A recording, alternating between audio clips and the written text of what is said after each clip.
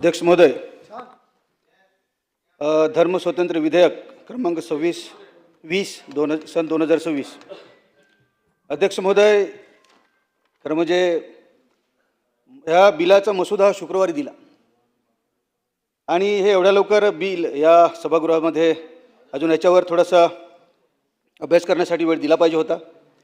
या बिलाचा सखोल गांभीर्याने अभ्यास केला पाहिजे आणि हे संयुक्त समितीकडे दिले पाहिजे. अध्यक्ष महोदय, अजूनही मुंबई उच्च न्यायालयामध्ये काही प्रकरणे प्रलंबित आहेत.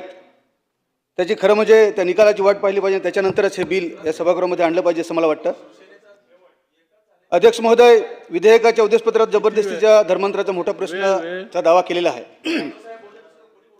मात्र राज्यात अशा प्रकारच्या धर्मांतराचे प्रमाण मोठ्या प्रमाणावर आहे किंवा विद्यमान फौजदारी कायदे त्यावर नियंत्रण ठेवण्याकरिता अपुरे आहेत का, असे दाखवणारे कोणतेही सरकारी आकडे या सभागृहामध्ये आलेले नाही. अध्यक्ष महोदय,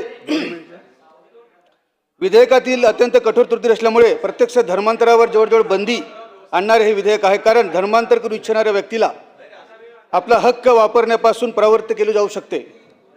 60 दिवसाची अनिवार्य पूर्वसूचना देण्याची अट कलम 6 असल्यामुळे धर्मांतर करू इच्छिणाऱ्या व्यक्तीची माहिती सार्वजनिक होण्याची शक्यता आहे, ज्यामुळे त्या व्यक्तीला धोका निर्माण होऊ शकतो. तसेच धर्मांतरानंतर 21 दिवसात घोषणा देण्याची अट सुद्धा या विधेयकामध्ये आहे.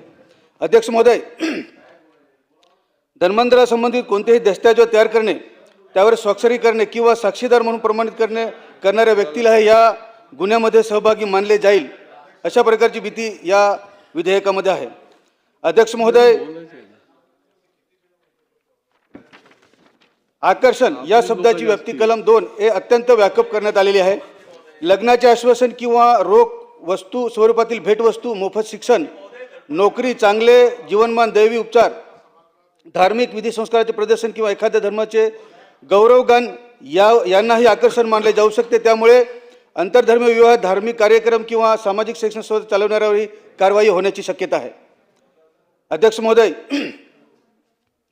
या बिलामुळे संविधानातील मूलभूत अधिकारांचे उल्लंघन होऊ शकते. कलम 25 धर्मस्वातंत्र्य, कलम 14 समानतेचा अधिकार, कलम 15 भेदभावाविरुद्ध संरक्षण, कलम 21 जीवनाचा अधिकार. या विधेयक अल्पसंख्याक, आदिवासी, दलित, महिला, तरुणांवर भेदभाव करते, अशा या मूलभूत अधिकारावर बंधनं आणते. अध्यक्ष महोदय, धर्मस्वातंत्र्य कायदा असल्या तरी प्रत्यक्षात त्या धर्मस्वातंत्र्यावर मर्यादा आणणारे हे बिल आहे. संविधानातील कलम 25 नुसार धर्माचे पालन, प्रचार आणि धर्मांतर करण्याचा अधिकार नागरिकांना आहे.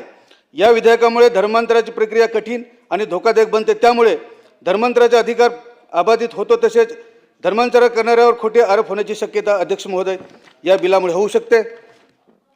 त्याचप्रमाणे अध्यक्ष महोदय, विधेयक राज्यातील सामाजिक ध्रुवीकरण वाढवू शकते आणि सामुदायिक सलोखा बिघडवू शकते. त्याचप्रमाणे संस्कृत गटांना, नागरिकांना त्रास देण्यासाठी आणि धमकावण्यासाठी कदाचित हे विधेयक याचा वापर अध्यक्ष महोदय होऊ शकतो.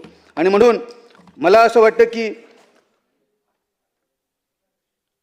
या विधेयकावर अजूनही सविस्तर चर्चा व्हायला पाहिजे आणि अजूनही काही सूचना ह्या मागवल्या पाहिजेत आणि त्याच्यानंतरच हे विधेयक पुढे घेऊन जावं असं मला या ठिकाणी नमूद करायचे आहे. धन्यवाद.